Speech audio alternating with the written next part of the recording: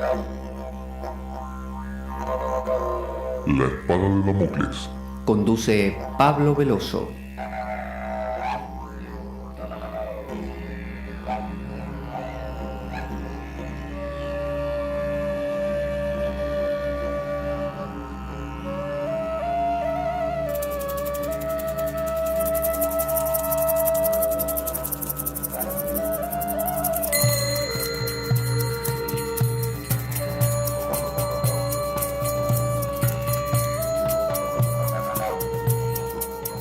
Tal como lo cortés no quita lo valiente, así lo hilarante no quita lo profundo. Y dado que la vida es un juego, aquí comienza La Espada de Damocles. La ficción más real que puedas concebir. La Espada de Damocles es un programa que por mera falta de objetividad cree ser diferente. Personajes mitológicos salidos de los más profundos avernos. Leyendas escabrosas y sin sentido. Curiosidades inquietantes e inútiles. Historias antiguas malversadas por nuestra incapacidad de entendimiento. Y cuentos carentes de profundo significado. También pretenderemos sin el menor éxito entender al ser humano en toda su dimensión. En suma, si quieres desperdiciar tu vida, aquí comienza La espada de Damocles, la ficción más real que puedas concebir.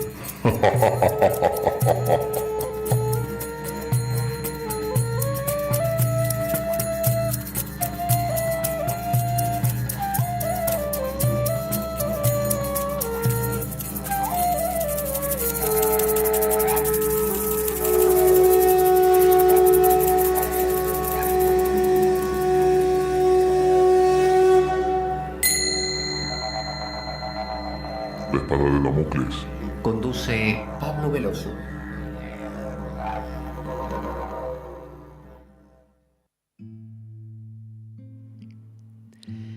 Buenas para todos, aquí estamos en La Espada de Damocles. Yo soy Pablo Veloso y vamos a pasar un ratito juntos recorriendo un tema que está resultando muy interesante. Esa es la respuesta que estoy obteniendo últimamente de los oyentes, ya que el tema tiene que ver con la Kabbalah.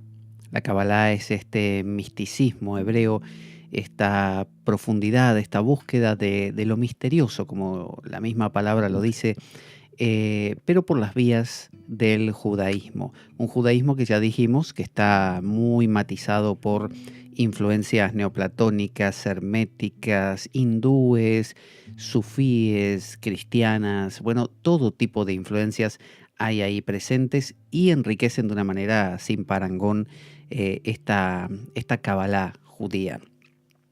Que bueno, que en algún momento también giró, viró y se transformó en una Kabbalah o Cábala, a veces con un acento en la primera A, cristiana, dándole sentidos más simbólicos, pero volcados al cristianismo, como Jesús, como la Virgen María, como el Espíritu Santo. Si bien obviamente todo esto bebe de un contexto judío y a su vez, como digo, de un contexto más grande. Estamos hablando, en el último programa hablábamos de Jokmah. Para esta discusión, discurrir, no sé, algo así, estamos siguiendo el libro de Javier Alvarado llamado Historias de los métodos de meditación no dual. Un libro fascinante que tiene en cada capítulo una cultura diferente, una tradición distinta, pero apuntando a mostrar cómo cada una de ellas describe a su manera, busca a su manera, genera caminos a su manera para encontrar ese silencio, ese misterio, eso desconocido que llamamos Dios. Jokmah. ¿Qué es Jokmah? Bueno, Jokmah es el opuesto a Binah. Y con esto no le digo nada, ¿no es cierto? Pero bueno, Binah representa el pensamiento discursivo. Cada vez que nuestra mente habla, ¿no? Opina, crea ideas, opiniones, críticas, se autorreferencia, ¿no? Habla de sí misma. Y cuando estamos ante una situación en la que ese pensamiento discursivo disminuye o desaparece, eso es Jokmah. ¿Cuándo nos ocurre esto? Bueno, nos ocurre cuando nos pasa algo importante y nos quedamos, como se dice, sin palabras, ¿no? Un orgasmo, el primer beso, un atardecer, el peligro, ¿no? Situaciones nuevas normalmente y absorbentes, que luego se hacen habituales y esto ya no ocurre y como pasa con las drogas, necesitamos una dosis cada vez más alta de lo que lo creó, peligro o lo que fuera. La meditación busca esto mismo. Ya vimos que la Kabbalah tiene sus métodos. Habíamos hablado de métodos basados en la respiración, basados en los ritmos, en la pronunciación de ciertas monosílabos o vocablos, métodos basados en posturas corporales, posición de testigo, atestiguar los pensamientos, distintas maneras de llegar a este proceso. El hecho es que Jokmah es inestable. Toda persona que aborda una práctica espiritual empieza a descubrir que aquello que llama el silencio, la paz absoluta, la tranquilidad, no le dura mucho. Y ese es el problema. Decimos, sí, el otro día cuando fui al dojo Zen, estuvimos meditando, hicimos una sentada, 40 minutos, después hicimos kinin, caminar. Y bueno, alcancé un estado, un silencio, la mente se quedó pero inmóvil. ¿Y cuánto te duró ese estado? ¿Lo tenés todavía? No, me duró lo que me duró en ese momento, fueron de la sentada de 40 minutos, digamos que fueron 3 minutos de la apoteosis de la calma. Y bueno, y después se fue. Eso suele ser lo que nos pasa. Tenemos vivencias profundísimas, maravillosas, y luego hasta casi nos hacemos adictos. Nos hacemos adictos a esa persona que nos aportó esto hasta que nos cansa, nos aburre. Nos hacemos adictos a ese peligro hasta que nos habituamos y buscamos otro. En realidad, las tradiciones antiguas buscan generarnos este silencio en lo cotidiano, de manera que no tengamos que buscar las experiencias pico. Porque si yo tengo que buscar subirme a un coche a 200 por hora por una carretera, en una montaña al lado de un precipicio para que se me detenga la mente, y digamos que es medio complicado, porque encima cuando me acostumbre a eso, ¿qué voy a tener que hacer directamente? Hacer caída libre, y después de caída libre, ¿qué hago? Parkour, no sé, siempre voy a tener que buscar algo más arriesgado hasta que un día me mate. Entonces, las técnicas de estas tradiciones antiguas buscan aportarnos esto mismo, pero sin la necesidad de requerir esos momentos pico y por lo tanto sin poner en riesgo, entre otras cosas, nuestra consistencia corporal, nuestra vida. Entonces, estos métodos de repetición de una palabra hasta adormecer el pensamiento discursivo, movimientos repetitivos, respiración, ¿no? Son distintas técnicas que llevan a lo mismo. Pero el tema es que Jokmah es inestable. Dice la Kabbalah, inestable como el agua. Vemos en el libro de Génesis, primer libro de la Biblia, capítulo 49, el anteúltimo tiene 50, 49 verso 4, que nos dice: impetuoso como un torrente, ya no serás el primero, te acostaste en mi cama, profanaste la cama de tu propio padre.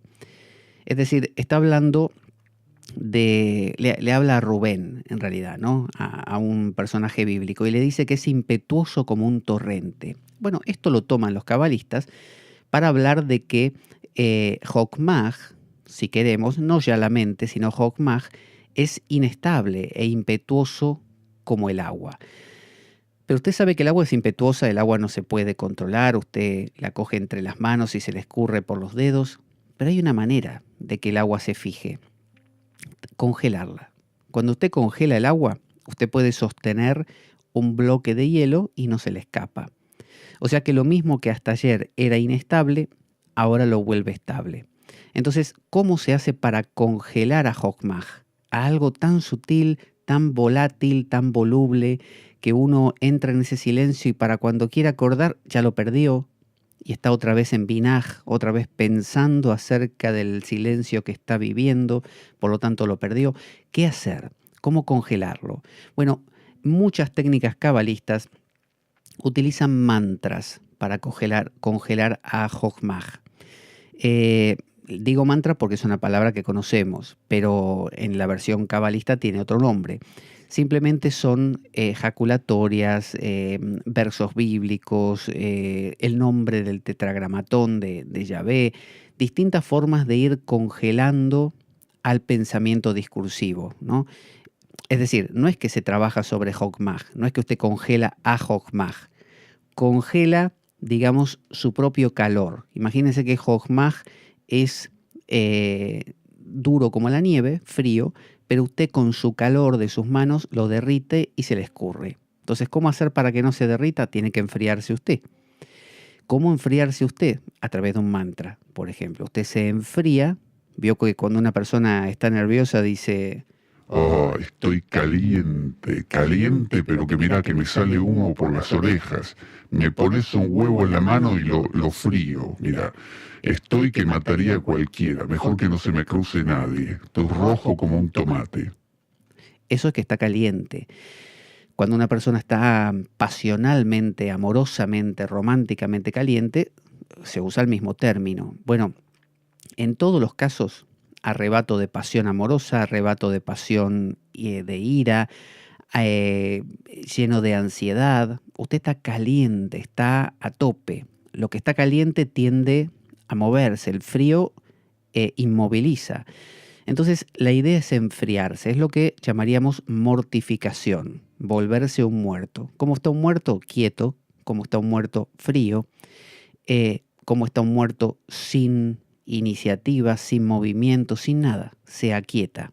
Por eso dice el verso bíblico, impetuoso como un torrente, ya no serás el primero. Te acostaste en mi cama, profanaste la cama de tu propio padre. Entonces se trata de disminuir, no a Jogmaj, sino a la mente, para que Jogmaj no es que se haga más evidente o empiece a aparecer. El Jogmaj está siempre, pero para que no lo perturbemos, no lo estorbemos. Hay versos bíblicos, especialmente en Ezequiel, Moisés y David, que son usados como inspiración para esto. Y son usados estos que voy a nombrar porque tienen 72 letras. Y usted me dirá, ¿qué importa que los versos estos tengan 72 letras? Bueno, yo ya le dije que los cabalistas, si un verso tiene 72 letras y 5 versos más a lo largo de la Biblia también, para el cabalista están conectados. Y si un verso de la Biblia usa la palabra, no sé, árbol, y otro verso también, están conectados. Y usted me dirá, ¿y qué tiene que ver? Claro, pero porque usted está acostumbrado a la postura cristiana que no hace esto, pero la postura cabalista sí. Entonces tenemos en Ezequiel 1.1, esa es una de las inspiraciones, que es el que dice, ¿se acuerda? Así comienza el libro de Ezequiel, ¿no? En el día 5 del mes 4 del año 30, mientras me encontraba entre los deportados a orillas del río Quebar, los cielos se abrieron y recibí visiones de Dios. Y ahí empieza a contar lo de los seres vivientes, que luego son los que vemos en el Apocalipsis, por ejemplo. Es decir, empieza a contar toda una visión sumamente significativa para el mundo judío, por lo tanto es muy importante, y para el mundo cristiano también. Luego tenemos Ezequiel 1, ese es el 1.1, ¿no? El que se abrió los cielos y recibí visiones de Dios. En el 1.4 dice, de pronto me fijé y vi que del norte venían un viento huracanado y una nube inmensa rodeada de un fuego fulgurante y de un gran resplandor. En medio del fuego se veía algo semejante a un metal refulgente. Ya hemos hablado que en cuanto a significado tenía que ver con algo que brilla. Acuérdese que lo que brilla deslumbra, lo que deslumbra no me permite ver detalles, sino que todo se vuelve una masa informe. Lo que se vuelve monótono, constante, ya sea sonoramente monótono, visualmente monótono, táctilmente monótono, deja de sentirse, y cuando algo deja de sentirse, la mente se dispara, la mente va creando variedad, porque si yo miro algo y no me aporta variedad, la mente necesita variedad porque quiere moverse, entonces inventa cosas. Al inventar, trae a colación muchas cosas de lo inconsciente y ahí surgen las visiones. Entonces esa monotonía es una suerte de vaciarse. ¿Se acuerda que profeta se decía Nabie y Nabub era vaciarse entonces? Entonces Ezequiel 1.1 tiene 72 letras, Ezequiel 1.4 tiene 72 letras, Ezequiel 1.26, que es este, ya le digo, 26, por encima de esa bóveda había algo semejante a un trono de zafiro, y sobre lo que parecía un trono había una figura de aspecto humano. Ese también tiene 72. Entonces, es un arte, hay que exprimir la naranja y sacarle algo. Usted dice, ¿y qué tiene que ver esto de por encima de esa? ¿Cómo voy a sacar yo un significado de por encima de esa bóveda había algo semejante? Así solo, esto suelto. Bueno, se puede, se puede.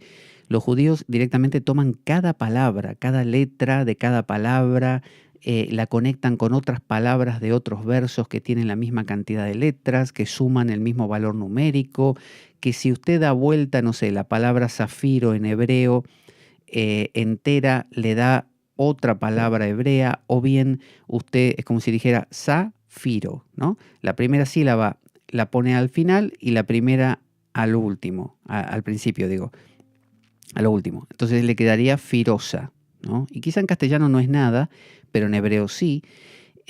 O quizá no es nada tampoco en hebreo, pero le hace pensar en tal palabra, le suena fonéticamente a tal otra. Entonces se empieza a jugar con eso. Esto es una plasticidad infinita. Es como un método exegético, o sea, de interpretación, de extracción de significado, pero llevado al máximo. Éxodo, usted dirá siempre Éxodo, siempre Ezequiel. Bueno, porque es el Antiguo Testamento, no van a citar los evangelios. Éxodo 14, del 19 al 21, que también tienen 72 letras, dice: entonces el ángel de Dios que marchaba al frente del ejército israelita, se dio vuelta y fue a situarse detrás de éste. Lo mismo sucedió con la columna de nube, que dejó su puesto de vanguardia y se desplazó hacia la retaguardia, quedando entre los egipcios y los israelitas. Durante toda la noche la nube fue oscuridad para unos y luz para otros. Así que en toda esa noche no pudieron acercarse los unos a los otros. Moisés extendió su brazo sobre el mar, y toda la noche el Señor envió sobre el mar un recio viento del este que lo hizo retroceder, convirtiéndolo en tierra seca. Las aguas del mar se dividieron.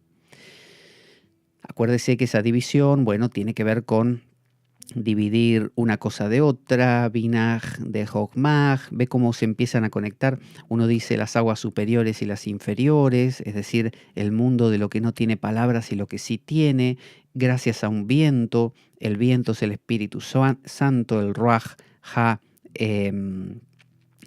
¿cómo era? Kadosh. Es decir, empiezan a establecerse estas conexiones que a nosotros nos parecen locas, pero al cabalista le parecen súper interesantes y son oníricas, son como un sueño, son maravillosas. Entonces hay 72 letras en estos versículos, hay 72 peldaños en la escala de Jacob. La escala de Jacob para los cabalistas tiene 72 peldaños. Hay 72 ángeles que suben y bajan por esa escalera. Y hay 72 marcas extraídas de 72 versículos del Salterio. El Salterio es el conjunto de los 150 salmos. Y hay algunos salmos que son escritos por Moisés, que los usó Moisés para alcanzar el Ruach HaKodesh, ¿no? Se llaman salmos proféticos, del 90 al 100, del salmo número 90 al número 100, son 150, son de este tipo de salmos. Entonces, bajo esta premisa, si nosotros utilizamos estos salmos con esa intención, nosotros también, al igual que Moisés, podemos encontrar, podemos alcanzar el Ruach HaKadosh, ¿no? De la misma manera.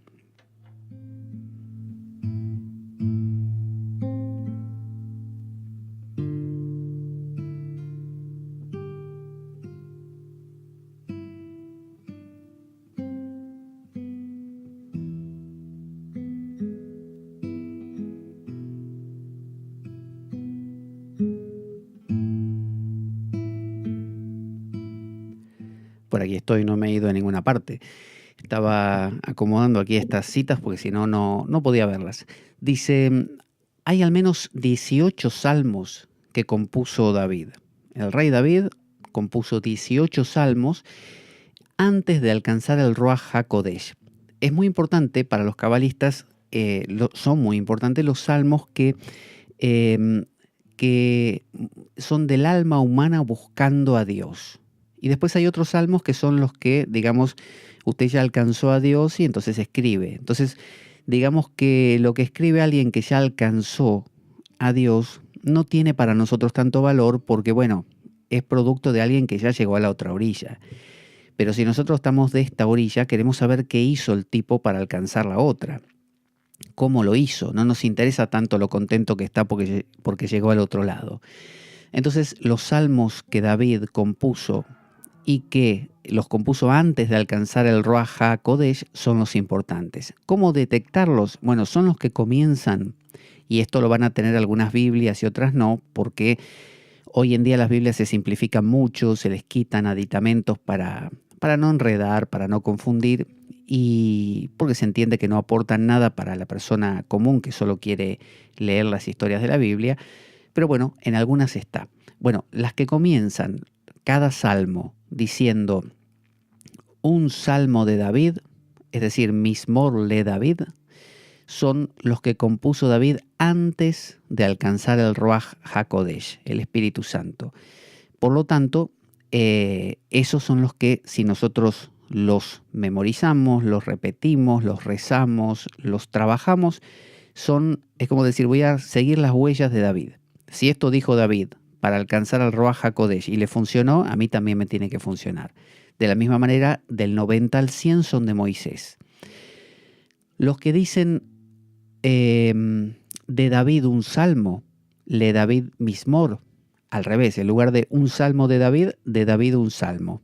Esos los compuso después de alcanzar al Ruach HaKodesh, por lo tanto no son tan valiosos. Existen 4 tipos de abordajes meditativos en la Kabbalah. Es decir, vamos a ver ahora 4 niveles.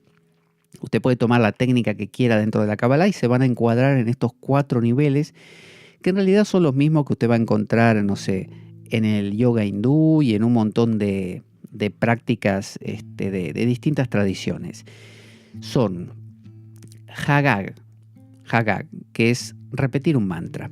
Hagag es una técnica de concentrarse. Hagag. Luego viene Siyaj. Siyaj es autoexamen de conciencia. Ahora las vamos a explorar. Autoexamen de conciencia. Luego viene Saya, que suena ruso, pero bueno, Saya es arrobamiento interior, ¿no? Entrar como en un éxtasis. Luego viene Hitbonenut, y el Hitbonenut es la contemplación. La contemplación es lo que llamarían en la India el Samadhi.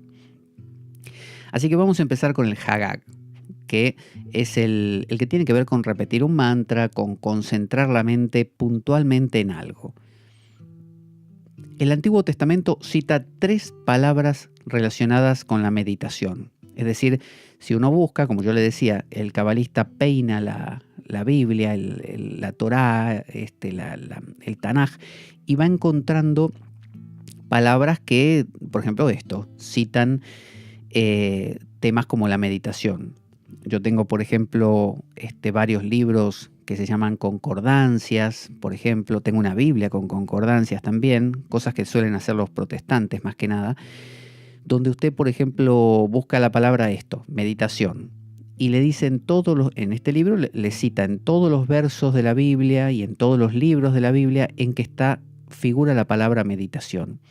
Y luego tiene un apéndice donde le dice cómo se dice esa palabra en hebreo, o sea, en el original, qué palabra es la que fue traducida luego como meditación en español, qué palabra era, y qué significa y en qué otros lugares se encuentra. Y si esto que estamos buscando es del Nuevo Testamento, obviamente uno tiene que ir a otro apéndice que está en griego, ¿no? Porque el Nuevo Testamento está escrito en griego. Entonces, palabras relacionadas con la meditación que aparecen en la Biblia, con raíz Hagag, bueno, tenemos Higayom, Hagig y Hagut. Con esto ya le aclaré todo, ¿no es cierto? Hagag es la palabra que estamos buscando, que es meditación. Pero bueno, se relaciona con Higayón, en otros sitios aparece como Higayón, como Hagig y como Hagut.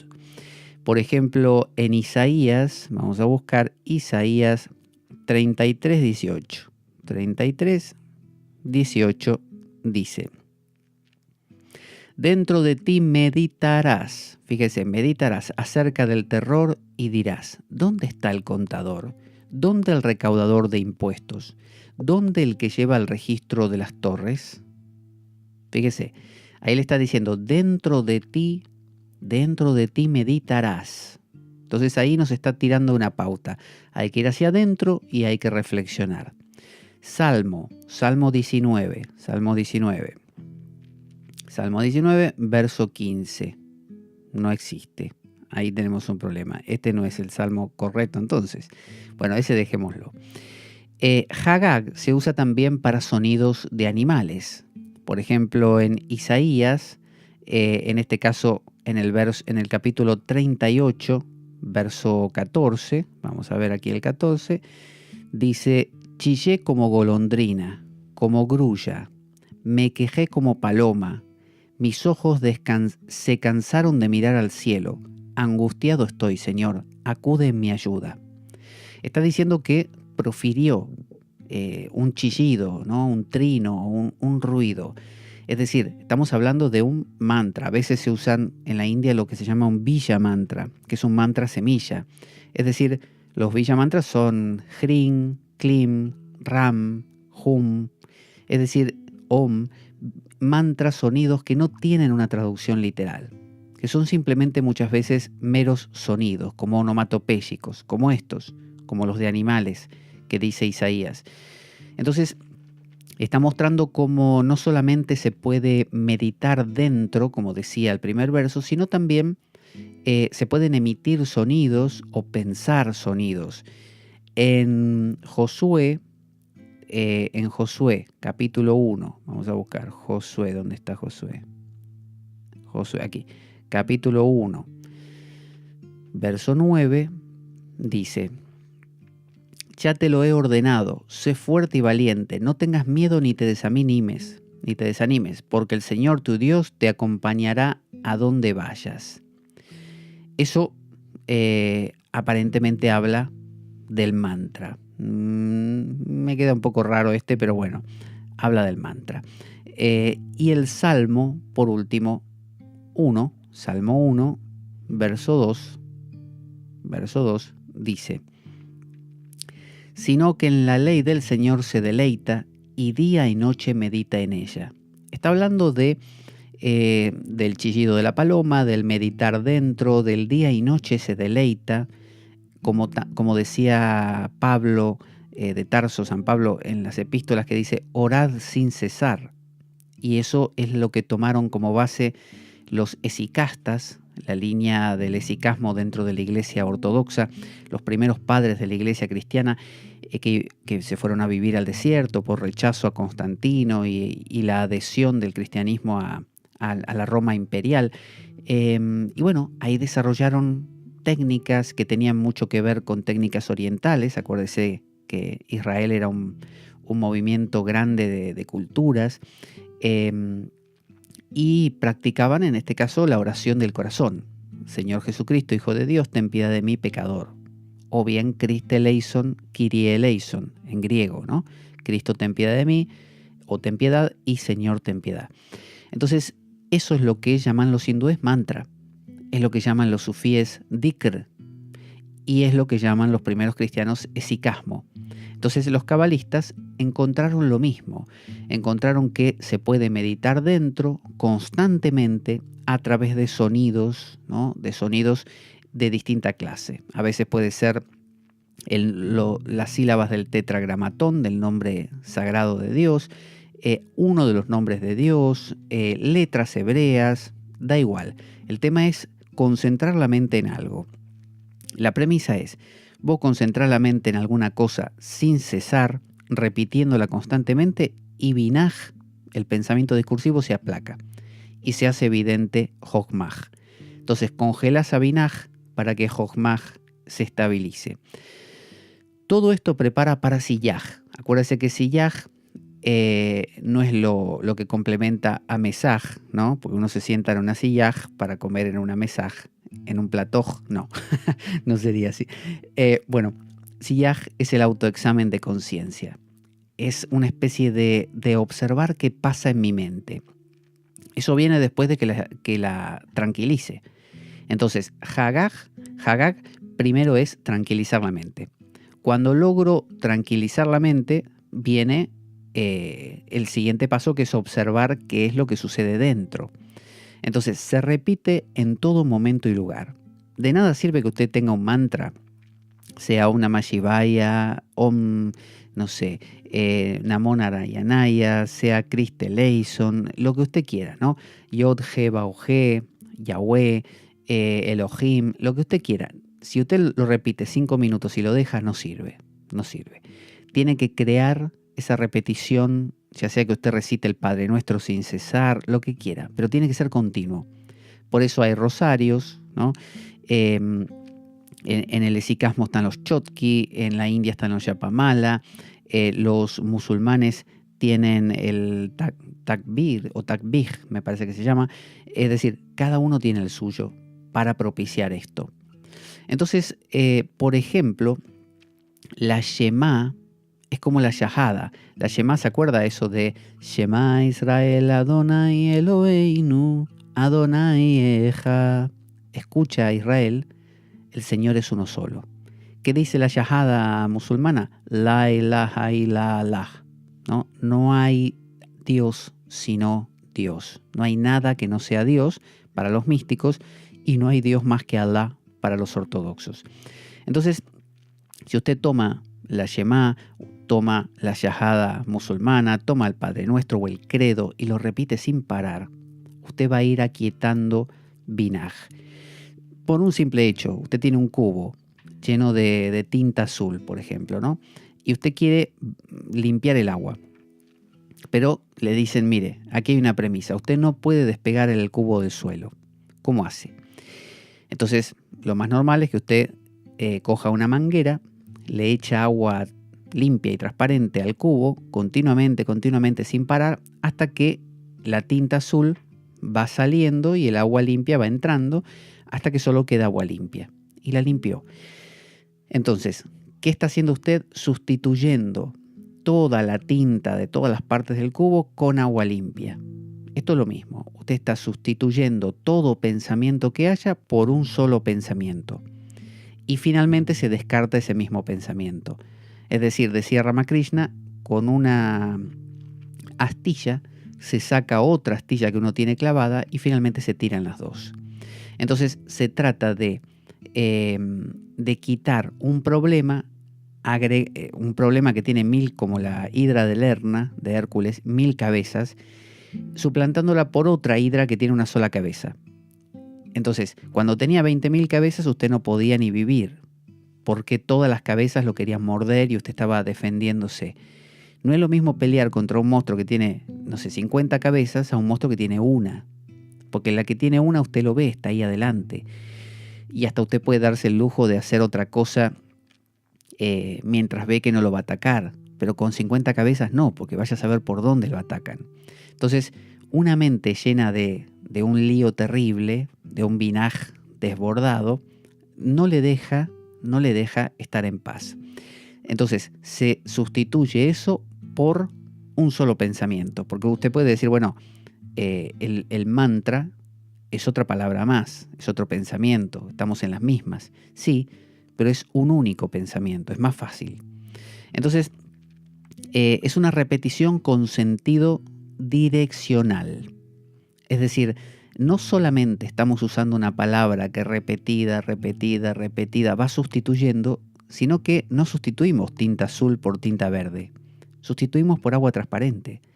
Es decir, ese mantra, además de cumplir la función de suplantar, sustituir, cumple la función de señalar. Porque todo mantra, la Shema, la Shahada, el Gayatri hindú, el Padre Nuestro o el Credo, tienen un sentido. O sea, no son un gibberish, palabras sin sentido. No. Tienen un significado. ¿Qué significan? ¿A qué señalan? Señalan que todo es uno. Shema Israel, Adonai Eloheinu, Adonai Echad. Escucha, oh Israel, el Señor es uno solo. La Yahada, la ilaha illa Allah. No hay Dios, no hay nada que no sea Allah, Dios. ¿Qué dice el Padre Nuestro? Bueno, no será tan trascendental, pero habla de esta idea de entrega a Dios, de apertura, de ven, ayúdanos. Los mantras hindúes, Om Namo Narayanaya, ¿no? Reverencias al que reside en el corazón de cada ser. Y así. Es decir, todo lo que uno repite, además, genera con un componente reflexivo, o sea, invita a que uno se acuerde de lo que están significando. Y eso te dirige hacia Jogmaj. O sea, están apuntando a Jogmaj. En lugar de ser palabras que te apunten hacia, no sé, hacia Geburaj, hacia Malkut, hacia Yeshod, hacia otras cosas, no, te están apuntando hacia Jogmaj.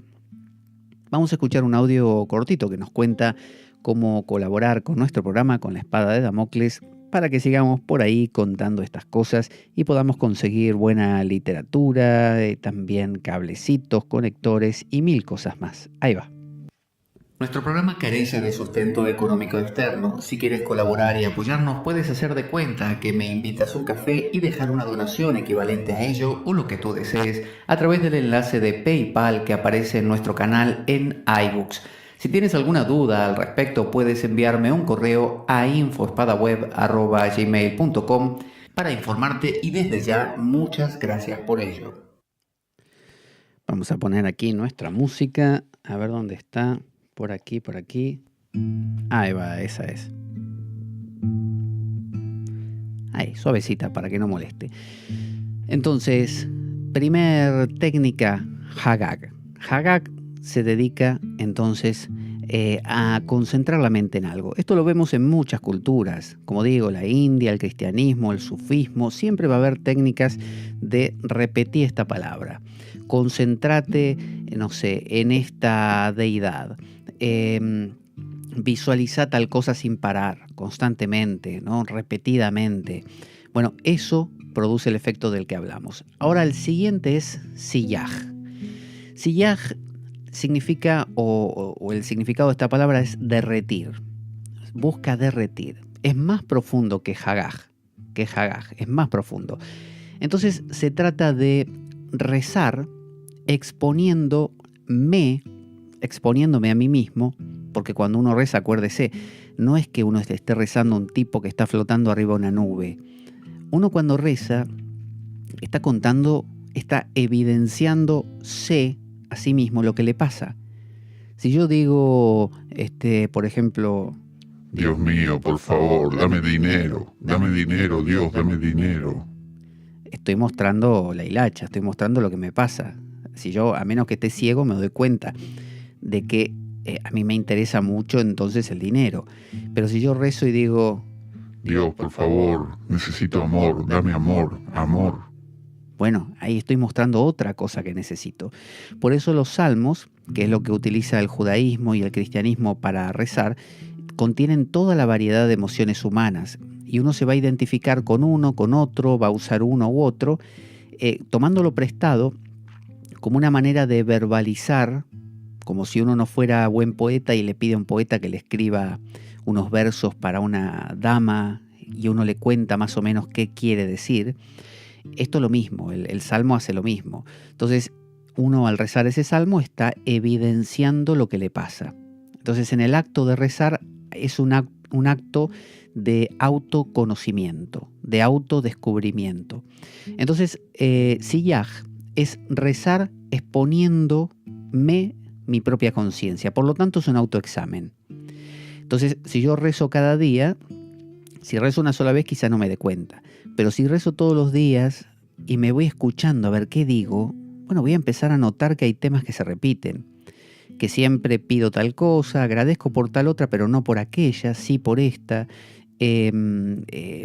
Pido tales cosas de tal estilo y no del otro. Bueno, pido por tal persona, pero me olvido siempre de aquella otra. Es decir, hay temas recurrentes. Eso me cuenta acerca de mí. En el Salmo 64, acá, verso 2, dice: escóndeme de esa pandilla de impíos, de esa caterva de malhechores, ¿no? Fíjese, Salmo 102, mire qué diferentes que son. Salmo 102, 102 acá, verso 1, dice: escucha, Señor, mi oración, llegue a ti mi clamor. ¿No? Son pedidos en este caso, ¿no? Salmo 104, Salmo 104, a ver, acá, 104, verso 33 y 34. 33 y 34. Dice: cantaré al Señor toda mi vida, cantaré salmos a mi Dios mientras tenga aliento. Quiera Él agradarse de mi meditación. Yo por mi parte me alegro en el Señor. Aquí ya no es un pedido de ayuda, es al revés. Es como mostrar una alegría muy grande, un beneplácito, un complacerse en el rezo mismo. Luego Salmo 105, Salmo 105, ahí, no, Salmo, vamos de nuevo. Salmo 105, 105, 1. Den gracias al Señor, invoquen su nombre, den a conocer sus obras entre las naciones. Aquí está como invitando a expandir el mensaje de Dios. También está lleno de alegría, ¿no? Den a las naciones ahí como cuéntenle la maravilla de Dios, qué maravilloso que es. Salmo 119, por ejemplo, Salmo 119, verso 15, dice: en tus preceptos medito y pongo mis ojos en tus sendas. Le está diciendo a Dios que está muy preocupado de ponerse las pilas con sus cosas, con las de Dios, ¿no? Ahí está evidenciando disciplina, por ejemplo. Salmo 145, casi uno de los últimos, 5, verso 5, dice: se hablará del esplendor de tu gloria y majestad, y yo meditaré en tus obras maravillosas. Es uno de alabanza. Entonces hay salmos como oraciones de pedido, de alabanza, de agradecimiento, de toda cosa, ¿no? Todo aspecto humano. Por lo tanto, cada vez que elegimos salmos o en los salmos de cada día, por ejemplo, el cristianismo tiene la liturgia de las horas, que te tocan ciertos salmos cada día, uno se va a sentir más reflejado con algunas partecitas de algunos salmos que de otros. Entonces uno empieza a descubrirse a través de esto. Pero ¿por qué viene esto después de Hagag? Porque Hagag es necesario porque si no, no te concentras en esto. Si uno está leyendo estos salmos y está pensando en pajaritos, porque está combatiendo contra la hidra de Lerna de 20.000 cabezas, y las 20.000 cabezas te hablan, no podés. Necesitas reducir a una sola cabeza, y que esa sea la cabeza que lea los salmos, una cosa así. Entonces, la técnica del mantra durante todo el día te ayuda a que luego, cuando te pones a querer hacer una introspección, una autorreflexión, puedas serenarte. En un nivel más profundo es una oración sin palabras, del corazón. Es decir, cuando esto evoluciona, cuando usted ya esto va profundizando más, estos temas recurrentes usted ya los va teniendo más conocidos, por lo tanto, su conciencia que busca, lo inconsciente siempre busca mostrarse, cuando usted ya lo vio, lo inconsciente se calma. A veces no se trata de destruir al miedo, por ejemplo. No, es darse cuenta del miedo. Pero claro, si usted no se da cuenta, lo proyecta y hace todo este proceso de la sombra.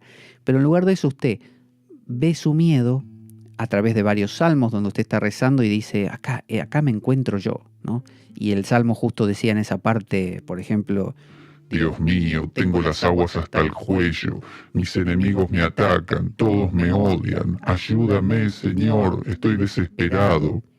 Claro, refleja eso, miedo. Con que usted lo vea lo recurrente que es para usted, lo importante que es para usted, ya está, se calma eso. Entonces ahí entra usted en una oración más profunda, que es la oración sin palabras, que normalmente, ¿se acuerda cuando vimos la Lectio Divina?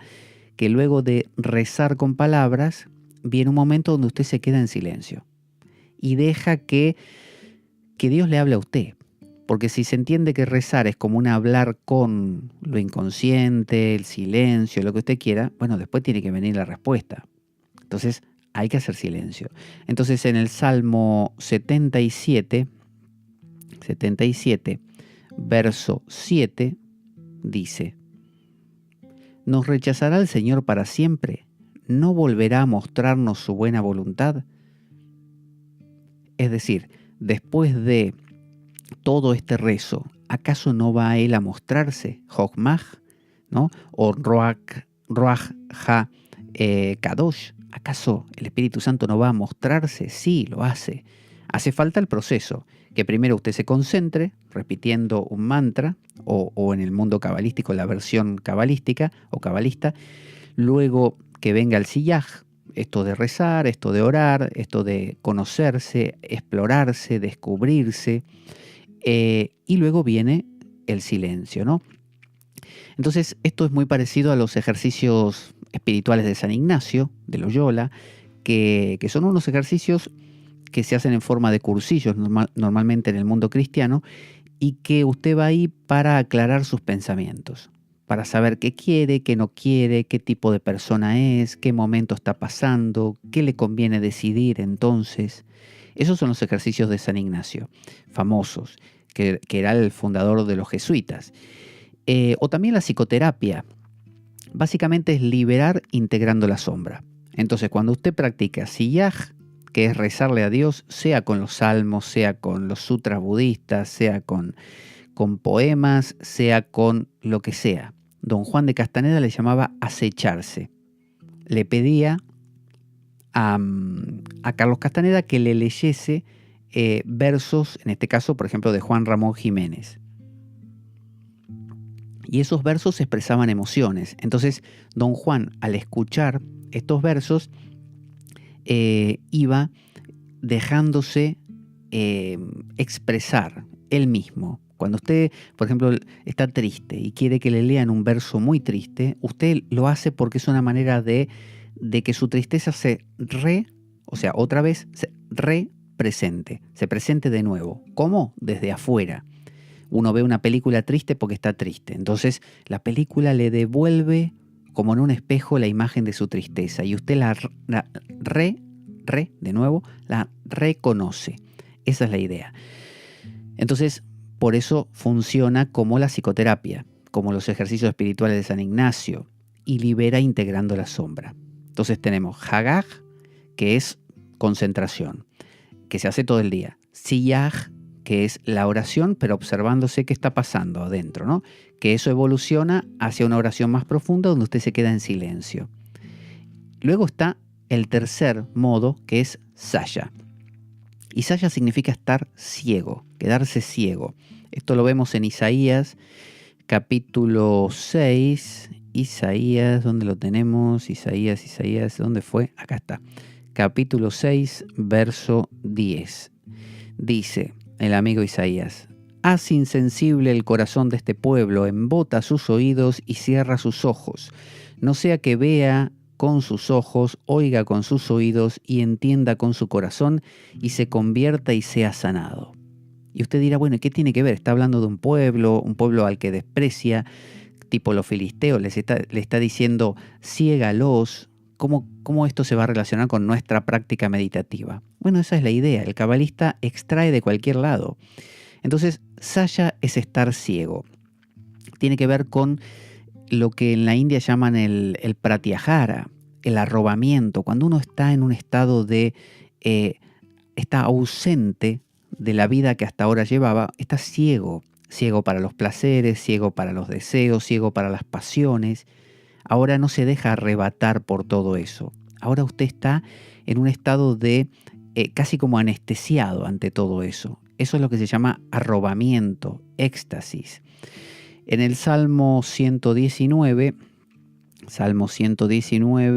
por aquí,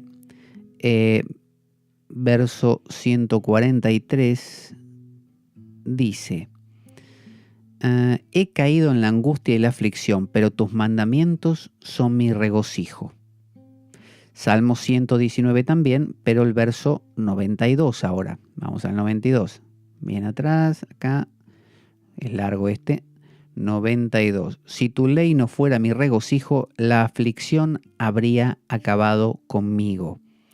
Y el 119 también, pero del 15 al 18, más atrás, del 15 al 18, dice, a ver por aquí: en tus preceptos medito y pongo mis ojos en tus sendas, en tus decretos hallo mi deleite y jamás olvidaré tu palabra. Trata con bondad a este siervo tuyo, así viviré y obedeceré tu palabra. Ábreme los ojos para que contemple las maravillas de tu ley. Entonces está hablando de Siyaj y de Saya. Es decir, está evidenciando ser una persona, en este Salmo 19, que se cegó a muchas cosas y ahora le pide que le abra los ojos a otras. Le está diciendo a Dios: mira, ya practiqué Hagag, ya me concentré con Siyaj, me pude conocer mucho más, incorporé y asimilé mi sombra, me cegué a muchas cosas que ya antes me interesaban y ahora no, me di cuenta que no eran importantes, pelearme con la gente, odiar a uno, no hacía falta, ya estoy ciego a eso. Ciego, como se dice en términos cristianos, ciego al mundo, muerto para el mundo. Entonces le dice: ahora lo que necesito es que me abras los ojos a otra cosa, porque ya me cegué, hice la mitad del camino, ahora necesito que me ayudes. Entonces le está pidiendo que por favor le abra los ojos a lo nuevo. Entonces el Hagaj es el mantra, el Siyaj es la meditación reflexiva y el Saya es la absorción que prepara ¿para qué? Para el último paso, que es Hitbonenut, ¿no? Mire qué nombre. Hitbonenut, y con esto terminamos hoy, es el aislamiento de los pensamientos. Lo que en la India llaman Kaivalya o independencia, que es la meta del yoga. Es decir, aislarse de toda influencia que me tiraba para la multiplicidad, para abajo, ¿no? Nuestro dilema cotidiano y más importante es que nuestra mente no nos deja en paz. Entonces, vamos con Hagaj y le damos como un alimento a la mente. Le damos algo para que se entretenga. En lugar de 1000 cosas, una. Como se dice en la India, que cuando un elefante va en procesión, con su trompa va rompiendo todo lo que encuentra. Pero si le dan un palo, él sostiene el palo toda la procesión y no molesta, porque está entretenido con su palo, como un niño que le dan un sonajero, igual. Entonces, el sonajero es Hagaj. Luego viene Siyaj. Usted se pone a rezar, a hablar con Dios y va reflexionando acerca de qué es lo que le toca, qué fibras tiene ahí. Luego, eso le permite aquietarse lo suficiente como para cerrar los ojos al mundo. Eso es Saya. Y eso, una vez que se repite y se fortalece, surge Hitbonenut.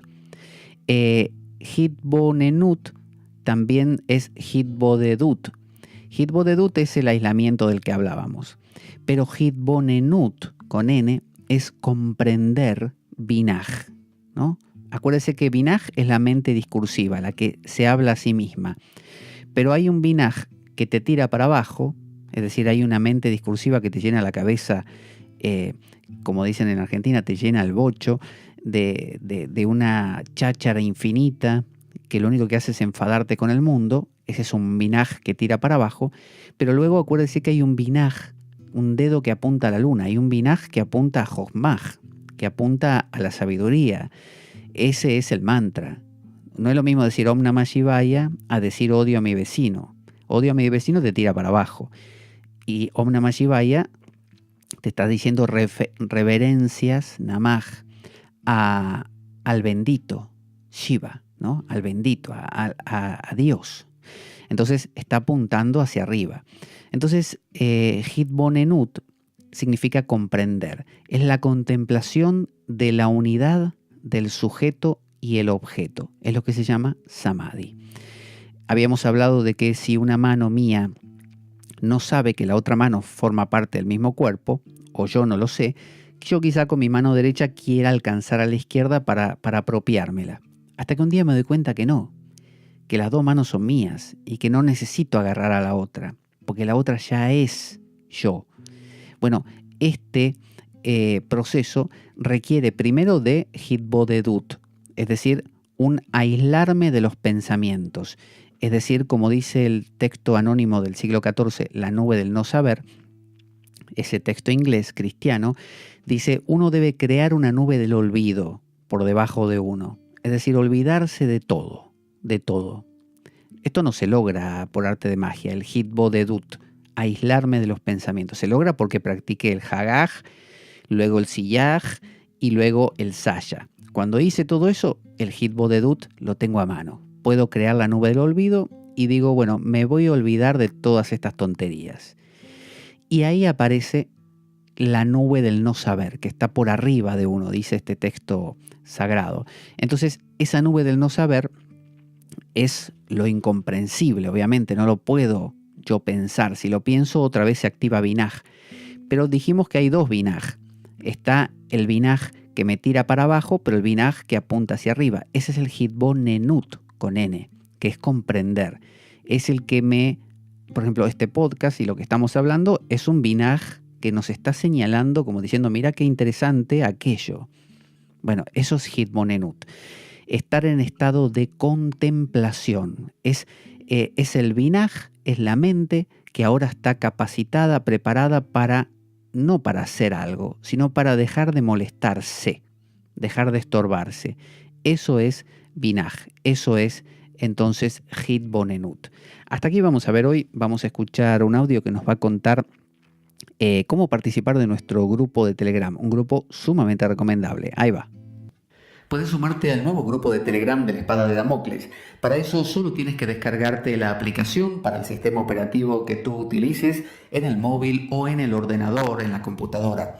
Una vez que te lo descargas, puedes, llenando los datos que te pide, entrar y buscar mi alias, que es Pablo Veloso, y una vez que lo encuentras me dices, hola, ¿qué tal? Soy fulano o fulana de tal y quiero entrar en el grupo de la Espada de Damocles. Inmediatamente te envío un enlace de invitación y ya estás dentro del grupo. Es un grupo donde compartimos material, donde vemos las últimas novedades de la espada y donde nos conocemos entre nosotros los damocleanos. Un grupo muy divertido, muy profundo, muy valioso, realmente te va a gustar.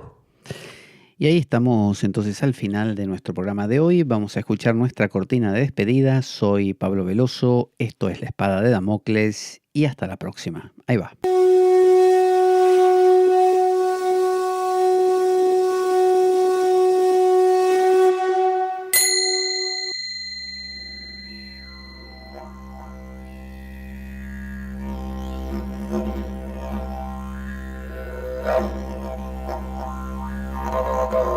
La Espada de Damocles. Conduce Pablo Veloso.